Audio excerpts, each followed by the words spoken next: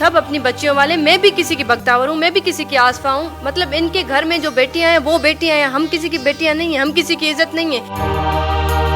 ان کو مریم نواز تو پاکستان کی بیٹی لگتی ہے، پر ہم جو انصاف کے لیے در بدر ہیں ہم ان کو نظر نہیں آتے ہیں. میں ان سرداروں سے ڈرتی نہیں ہوں، مجھے اگر خوف ہے تو اللہ کی ذات کا ہے، میں کسی سے ڈرنے والی نہیں ہوں. مجھے لگتا ہے کہ میری جب بھی موت ہوگی گولی سے ہی ہوگی. یہ سردار اور جاگیردار کسی کو بھی نہیں چھوڑتے. یہ ریاست مدینہ ہے، کیا کسی عام آدمی کو ریاست مدینہ میں انصاف مل سکتا ہے؟ میں ان کو چھوڑنے والی نہیں ہوں. میں یہ ضرور واضح کروں گی کہ اگر مجھے اللہ نہ کرے پاکستان کی عدالتوں میں مجھے انصاف نہیں دیا گیا تو جو انصاف فراہم کرنے والے ادارے جن کو اللہ پاک نے آج پاور دے کر بٹھایا ہے تو میں ان سب کی شکایت کروں گی اللہ سے، اور میں انشاءاللہ روزے محشر ان سب سے میں حساب لے کے رہوں گی. السلام علیکم ناظرین، آپ کا میزبان یاسر شامی آپ کی خدمت میں حاضر ہے اور آپ دیکھ رہے ہیں ڈیلی پاکستان. آج میں پاکستان کی اس بیٹی کے ساتھ موجود ہوں جن کا نام ہے رباب. عمر تھی ان کی 18 سال، لیکن ہوا کی اس بیٹی نے انصاف لینے کے لیے سر پر کفن باندھا اور 200 سے 250 کے قریب عدالتوں کی پیشیاں بھگت چکی ہیں. ہر 15 دن بعد ایک نئی تاریخ دے دی جاتی ہے. یہ جب بھی عدالت میں جاتی ہیں تو ننگے پاؤں جاتی ہیں. یہ انٹرویو میں بھی ننگے پاؤں بیٹھی ہیں. یہ ننگے پاؤں کیوں بیٹھی ہیں انٹرویو میں، یہ بھی ہم ان سے پوچھیں گے. 26 جنوری 2018 کو ان کے بھائی کی شادی ہونا تھی. بہنیں بھائی کے لیے مہندی کے بڑے تال لیے شادی کی خوشیوں میں شریک تھی. پورا خاندان بیٹے کی شادی کے لیے بےتاب تھا. 17 جنوری 2018 کو اندرون سندھ کا ایک ضلع جس کا نام دادو ہے، اس کی تحصیل مہڑ میں فیوڈلزم کے نتیجے میں جاگیردارانہ اور مدبرانہ جابرانہ نظام میں سے سندھ کے ایوان کے اقتداروں میں بیٹھے 2 ایم پیز ہیں جن کا تعلق چانڈیو فیملی سے ہے. انہوں نے ان کے باپ کو، ان کے چچا کو، ان کے 65 سالہ بزرگ دادا کو گولیاں مار کر ہلاک کر دیا. ان کی دادی کو بیوہ کیا گیا. دادی کو 2 جوان بیٹوں کی موت کا رنج برداشت کرنا پڑا. ایک ہی گھر سے 3 لاشیں اٹھی تو پورے گاؤں میں کوہرام مچ گیا. گھر میں کوئی مرد نہ رہا تو انصاف کے لیے ہوا کی بیٹی رباب نے سوچا کہ میں جب تک اپنے دادا، باپ اور چچا کے قاتلوں کو، جو کہ بڑے جاگیردار ہیں، جو کہ سندھ اسمبلی کے سٹنگ ایم پیز ہیں، ان کے خلاف عدالتوں میں جاؤں گی. ننگے پاؤں عدالتوں میں کیوں جاتی ہیں، کتنی پیشیاں بھگت چکی ہیں اور انصاف کی منتظر ہیں. ان سے بات کرتے ہیں اور ان کی کہانی آپ کے رونگٹے کھڑے کر دے گی. رباب، آپ کے باپ کا مرڈر ہوا، آپ کے چچا کا مرڈر ہوا، آپ کے دادا کا مرڈر ہوا، ایک قبائلی خاندان سے تعلق ہے اور آپ ہماری قبائلی بہن ہیں. یہ سٹوری ہے کیا، کہانی ہے کیا، کن لوگوں نے مارا آپ کے گھر سے 3 لوگوں کو؟ میں عدالتوں کو بہت مقدس سمجھتی ہوں، میں اپنی ماں کی جگہ سمجھتی ہوں، اور میں جب جاتی ہوں تو میں باوضو جاتی ہوں، اور میں اسی لیے ننگے پاؤں جاتی ہوں کہ میرے پاؤں کی جو گندی جوتیاں ہیں وہ میں اندر مقدس عدالتوں میں نہ لے کے جاؤں. ہمیشہ میں یہی کہتی ہوں کہ عدالتیں جو ہیں وہ مظلوموں کو انصاف دینے کے لیے یہ ایک ہی پلیٹ فارم ہے مظلوموں کے پاس. میرے گھر میں جو 3 میں نے جنازے اٹھائے ہیں، میرے پیاروں کے قتل کا جو ہے انصاف مجھے وہی عدالتیں دیں گی، تبھی میں عدالتوں کو اتنا مقدس سمجھتی ہوں.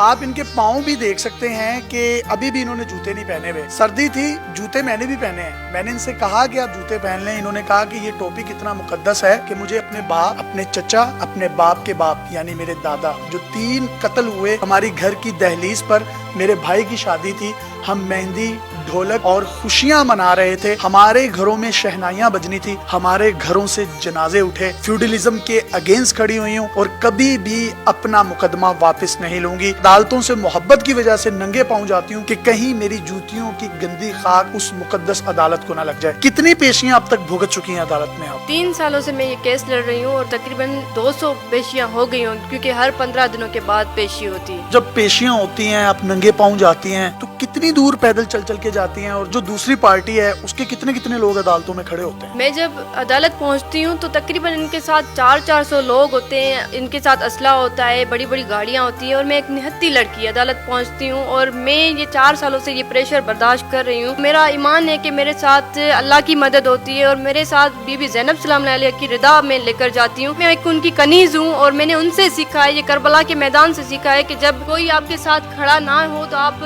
حق کے لیے ایک عورت ہو کر آپ آواز بلند کر سکتی ہیں، تو میں نے یہ چیز ان سے ضرور سیکھی ہے۔ میرے ساتھ میری ماں کی دعائیں ہیں۔ آپ کو تاریخیں دے دی جاتی ہیں، اب تک 200 سے 250 تاریخیں پڑ چکی ہیں، آپ گھر جاتی ہیں، دادی اماں پوچھتی نہیں ہیں کہ آج میرے 2 جوان بیٹوں کے قاتلوں کا کیا بنا، میرے ہسبینڈ کا کیا بنا؟ یعنی اس بزرگ خاتون کو بھی بیوہ کیا گیا، اس کے 2 لختے جگر اس سے جدا کیے گئے، ان کو یتیم کیا گیا، چچا کے 2 چھوٹے معصوم بچوں کو یتیم کیا گیا، پھر باپ اور چچا جو مقتول ہیں ان کو بھی یتیم ان کے باپ یعنی ان کے دادا کو مار کر کیا گیا۔ دادی کا ریئیکشن کیا ہوتا ہے؟ مجھے سندھ کے لوگوں نے ایک بہادر بیٹی کا ٹائٹل دیا ہے، سندھ کی بہادر بیٹی۔ جب گھر پہنچتی ہوں نا تو میری ہمت وہاں پہ جواب دے دیتی ہے کہ جب میں دادی کے سامنے جاتی ہوں اور وہ مجھ سے پوچھتی ہیں کہ بیٹا آج کیا بنا، تو میرے پاس لٹرلی الفاظ نہیں ہوتے، اور ابھی بھی سوری میں بات نہیں کر پا رہی۔ مجھ سے جب دادی پوچھتی ہے میں انہیں کیا کہوں کہ دادی آج بھی مجھے تاریخ دی گئی ہے۔ 3 سالوں میں میرے لیے جو سب سے مشکل ترین کام ہوتا ہے اس وقت میں دادی کو جواب نہیں دے پاتی۔ تاریخ پر ایک نیا بہانہ دادی کے ساتھ کرتی ہیں کہ مل جائے گا انصاف؟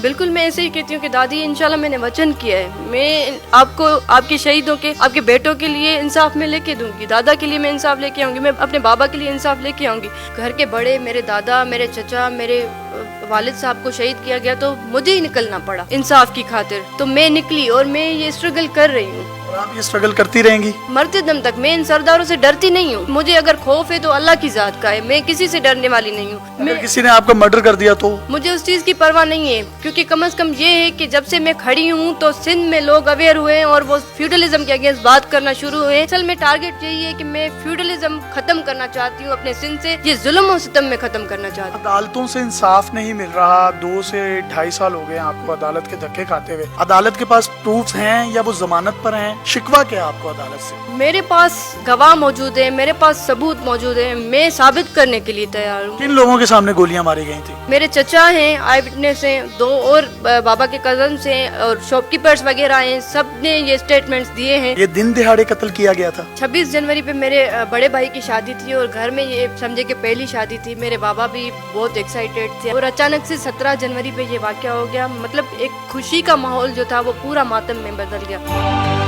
آپ کے والد صاحب چچا اور دادا کو نشانہ کیوں بنایا گیا؟ اس کی بنیادی وجہ کیا تھی؟ یہ سردار ہمیشہ چاہتے ہیں کہ سارے لوگ ہمارے غلام بن کے رہیں، اور میرے بابا پڑھے لکھے تھے تو وہ کبھی نہیں چاہتے تھے کہ ہم کسی کی جو ہے غلامی کریں، اور میرے والد صاحب کو یہ کمیٹی بنانے کی ضرورت اس لیے پڑی فیوڈلزم کے اگینسٹ، کیونکہ میرے بابا ایک بار کچھ اپلیکیشنز وغیرہ لے کر اس سردار کے پاس گئے اور یہی کہا کہ آپ کو تیل اور گیس کی رائلٹی ملتی ہے اور یہ آپ کی ٹرائب کے، کیونکہ سردار ہمیشہ مانا جاتا ہے کہ وہ باپ کی جگہ ہوتا ہے۔ تو میرے والد صاحب کہتے ہیں کہ اگر آپ نے کسی کو آزمانا ہے تو آپ اس کے ساتھ کلوز ہو اور آپ کو پتہ چل جائے گا ان کا۔ تو میرے والد صاحب بھی ان کے ساتھ کلوز تھے، جب کلوز ہوئے ظاہر ہے وہ سردار مانتے ہیں ایک ٹرائب کی۔ یہ آپ لوگ مزارے تھے، نوکر تھے؟ بالکل، یہ ہر کسی کو ٹرائب کے لوگوں کو ایسے ہی سمجھتے ہیں کہ یہ تابع دار ہیں ہمارے۔ تو میرے والد صاحب جب ان کے ساتھ کلوز ہوئے تو بابا نے دیکھا کہ وہ ہمیں نیچے بٹھاتے ہیں، کوئی عزت نہیں دیتے۔ میرے والد صاحب کی ایون اسپیچ پڑھی ہوئی ہے کہ اس میں کہہ رہے ہیں کہ ہم کھاتے پیتے اپنے گھر سے ہیں اور یہ ہمیں اپنا محتاج بنا رہے ہیں، ووٹ بھی ہم سے لیتے ہیں، کیونکہ دیکھیں نا ان کو سردار بنانے والے بھی ہم ہی لوگ ہیں، ان کو ایم پی ایس بنانے والے بھی ہم ہی لوگ ہیں، ان کو طاقت ہم لوگ دینے والے۔ تو بابا نے کہا کہ ہم انہیں سردار نہیں مانتے، یہ کس حساب سے سردار مان رہے ہیں؟ یہ بالکل ایک ٹھیک بات کر رہے ہیں کہ ہم ایک ڈیموکریٹک کنٹری میں رہتے ہیں، اسلامی جمہوریہ پاکستان میں رہتے ہیں۔ ڈیموکریسی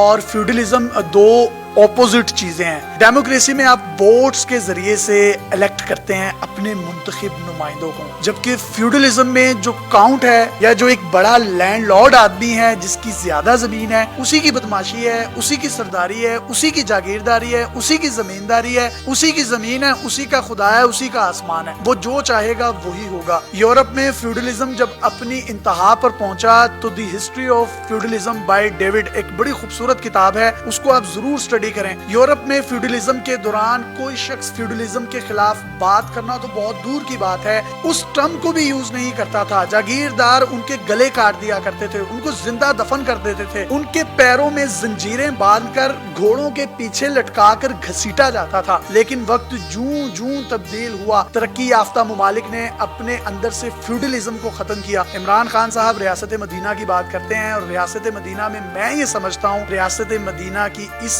बच्ची, इस बेटी, इस बहन को इंसाफ दिलाना भी अदालतों का काम है। अदालतें अपना काम बेहतरीन अंदाज में कर रही हैं, लेकिन इसको एक टेस्ट केस बनाएं और इसका ट्रायल शॉर्ट करके इस बच्ची को इंसाफ फराहम किया जाए, जो अदालतों की दहलीज पर बावजू होकर बीबी ज़ैनब की रिदा लिए वहां पर कनीज बनी खड़ी रहती हैं और अदालतों के एहतराम में आज तक इनके मुंह से उफ नहीं निकला। और कहना यह भी है कि हर पेशी पर जो महीने में 2 से 3 होती हैं, 400 से ज्यादा लोग उन मुल्जिमान के साथ अदालतों में धन दनाते हुए आते हैं, असलहे लेकर आते हैं। इनकी उम्र यूनिवर्सिटीज, मदारिस, कॉलेजेस में पढ़ने की थी। इन्होंने काले कोट का मुंह देख लिया, इन्होंने अदालतों का मुंह देख लिया और इरादा सिर्फ यही है कि अपनी दादी को एक दिन जाकर जरूर बताऊंगी कि मैंने तुम्हारे हस्बैंड और तुम्हारे 2 जवान बेटों की मौत का बदला पाकिस्तान की अदालतों से इंसाफ की सूरत में ले लिया है। लेकिन अनफॉर्चुनेटली अभी तक इंसाफ जो है इनके दहाने पर नहीं पहुंचा। चीफ जस्टिस ऑफ पाकिस्तान, जो कि साबिक चीफ जस्टिस थे, साकिब निसार साहब, आप उनकी गाड़ी के आगे भी आई थी, वो क्या मामला था? उस वक्त पाकिस्तान के चीफ जस्टिस साकिब निसार साहब थे और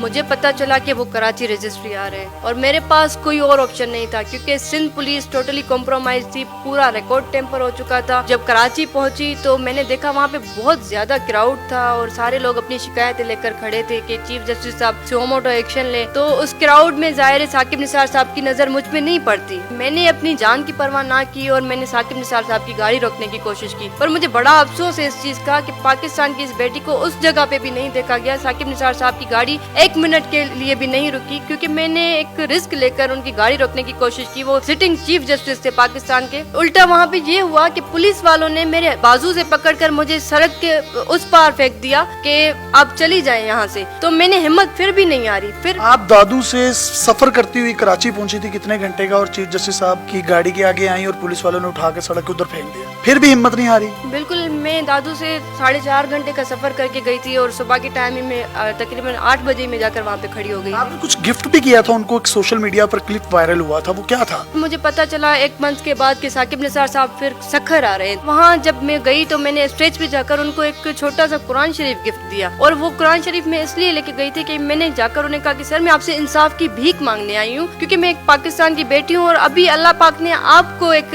ताकत दी है कि आप मुझे इंसाफ दे सकते हैं। अगर आज आपने मुझे इंसाफ नहीं दिया तो रोज़े महशर में अल्लाह पाक से आपकी शिकायत करूंगी। मैंने ये अल्फाज साकिब निसार साहब को कहे थे। साकिब निसार साहब ने मुझे इंसाफ नहीं दिलाया, पर वो मुझे जस्ट सिक्योरिटी देकर चले गए। मतलब वो चीफ जस्टिस थे, उनको भी ये नॉलेज थी कि सिंध के सरदार कितने इन्फ्लुएंशियल है, जस्ट सिक्योरिटी देकर वो भी रिटायर हो गए। आपको सिक्योरिटी देकर चले गए जिनका काम आपको इंसाफ देना था। क्या उनको भी लगता था कि आपको कोई खतरा है? ये कितनी गहरी बात है, एक लम्हे के लिए सोचिए, और कितनी एक पिंचिंग बात है कि चीफ जस्टिस ऑफ पाकिस्तान हो और वो आपको इंसाफ देने की बजाय सिक्योरिटी देकर चले जाएं। यानी उसको भी लगता है कि इस मुल्क में जो शहरी है उसकी जानो माल की हिफाजत अदलिया यकीनी नहीं बना सकती या इदारे यकीनी नहीं बना सकते, वो उसने खुद ही कोई सिक्योरिटी ले लेनी है, उसको थ्रेट है। यानी उनको लगता था आपको कोई खतरा है। तो ये बात ने आपको पिंच नहीं किया? मुझे तो ये बड़ी अजीब सी लग रही है। यही मुझे शिकायत है कि एक सिटिंग चीफ जस्टिस को भी लगता है कि एक बच्ची जो है 18 साल की, वो इंसाफ के लिए दर बदर है। मतलब सिंध के सरदार इतने इन्फ्लुएंशियल है कि इसकी जान को खतरा है। तो देखिए, मैंने पहले भी यही वर्ड्स कहे कि मुझे घर बैठे इंसाफ मिलना चाहिए था, मुझे इंसाफ नहीं दिया गया।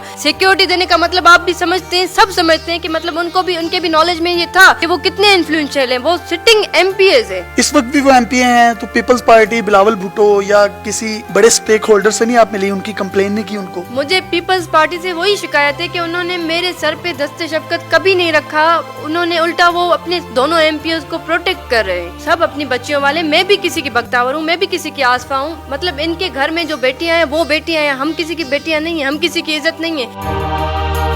इनको मरियम नवाज तो पाकिस्तान की बेटी लगती है, पर हम जो इंसाफ के लिए दरबदर हैं, हम इनको नजर नहीं आते हैं। सियासतदानों से, जागीरदारों से, और ये मुदब्बिराना, जाबिराना, जमींदार सिस्टम जिसको इंग्लिश में फ्यूडलिज्म कहते हैं, इसके अगेंस्ट खड़े होना, आपको पता है ये खतरों से खाली नहीं है। आपकी जान इंतहाई सिक्योरिटी रिस्क पर है। बिल्कुल मुझे अंदाजा है, और मैं आज ये रिकॉर्ड पे लाना चाहती हूँ कि मुझे लगता है कि मेरी जब भी मौत होगी गोली से ही होगी। ये सरदार और जागीरदार किसी को भी नहीं छोड़ते। मैं इसीलिए हमेशा कहती हूँ कि सारे इकट्ठे हो जाएं, मुझ मजलूम का। ये बात क्यों कहती हैं कि आपकी मौत गोली से ही होगी? अल्लाह ना करे आपको गोली लगे, अल्लाह करे आपको इंसाफ मिले और हमारे निज़ाम इंसाफ में बैठे मुंसिफ, मैं बल्कि चीफ जस्टिस ऑफ पाकिस्तान से पर्सनली हाथ जोड़ के रिक्वेस्ट करता हूँ कि इनके अल्फाज सीनों को चीरते हैं कि मुझे जब भी कुछ हुआ तो मुझे गोली लगेगी। एक छोटी सी नन्ही सी बच्ची कह रही है। मैं army chief general Qamar Javed Bajwa, Imran Khan साहब से या कोई भी हमारी इस वीडियो को देख रहा है इक़्तिदार के ईवानों में बैठा शख्स, तो इस बच्ची को जरूर इंसाफ दिलवाएं। स्टोरी इंतहाई दर्दनाक है। 2 साल से अदालतों के चक्कर लगा रही हैं, लेकिन मजाल है कि कोई शख्स इनको सुनता हो। हमारा सिस्टम मुझे लगता है फेल हो चुका है। एक बच्ची इंसाफ के लिए एक हिम्मत करके सरदारों और जागीरदारों के खिलाफ खड़ी है। इसमें मैं नाउम्मीद नहीं हुई हूँ, पर मैं एक बच्ची हूँ, मैं थक गई हूँ। मैं कितनी स्ट्रगल करूंगी, मैं कितना लड़ूंगी। चीफ जस्टिस से, इमरान खान साहब से या किसी रियासत मदीना के दावेदार से कुछ कहना चाहें तो कह सकती हैं। इमरान खान साहब से, वो हमारे प्राइम मिनिस्टर हैं, कि सर आपकी पार्टी का नाम तहरीक इंसाफ है और पाकिस्तान की एक बेटी इंसाफ के लिए दरबदर है और ये रियासत मदीना है। क्या किसी आम आदमी को रियासत मदीना में इंसाफ मिल सकता है? मेरा केस जो है अदालतों के लिए टेस्ट केस है। मैं चीफ जस्टिस ऑफ पाकिस्तान से अगेन रिक्वेस्ट करती हूँ कि सर इसमें आप सो मोटो एक्शन ले। ऐसा ना हो कि मैं थक जाऊँ। मैं थकने वाली नहीं हूँ, मैं हिम्मत हारने वाली नहीं हूँ। मैं तो अपनी हिम्मत करके लड़ रही हूँ। 3 सालों तक ये केस जो है उसका फाइनल डिसीजन नहीं आ सका है, तो आप सोचे कि हमारे मुल्क में जो आम आदमी है उनके साथ क्या होता होगा। आपने एक लफ्ज यूज किया कि मैं एक बच्ची हूँ और मैं थक गई हूँ, ये ना हो मैं थक जाऊँ, इससे क्या मुराद है? मैं इसलिए कह रही हूँ कि ऐसा ना हो कि मैं थक जाऊँ, क्योंकि मैंने आज तक हिम्मत नहीं आ रही। मैंने बहुत सी मुश्किलात को फेस किया है। जो मेरी उम्र थी 18 साल से 21 साल की उम्र में, ये मेरी खेलने कूदने की उम्र थी। मेरी जो उम्र की बच्चियां हैं वो आज तक अपने फैमिली के साथ, अपने बाबा के साथ नखरे करती हैं। मैं इनको छोड़ने वाली नहीं हूँ। मैं ये जरूर वाज़ेह करूंगी कि अगर मुझे अल्लाह ना करे पाकिस्तान की अदालतों में मुझे इंसाफ नहीं दिया गया, तो जो इंसाफ फराम करने वाले इदारे जिनको अल्लाह पाक ने आज पावर देकर बिठाया है, तो मैं उन सब की शिकायत करूंगी अल्लाह से, और मैं इंशाल्लाह रोजे महशर इन सब से मैं हिसाब लेके रहूंगी।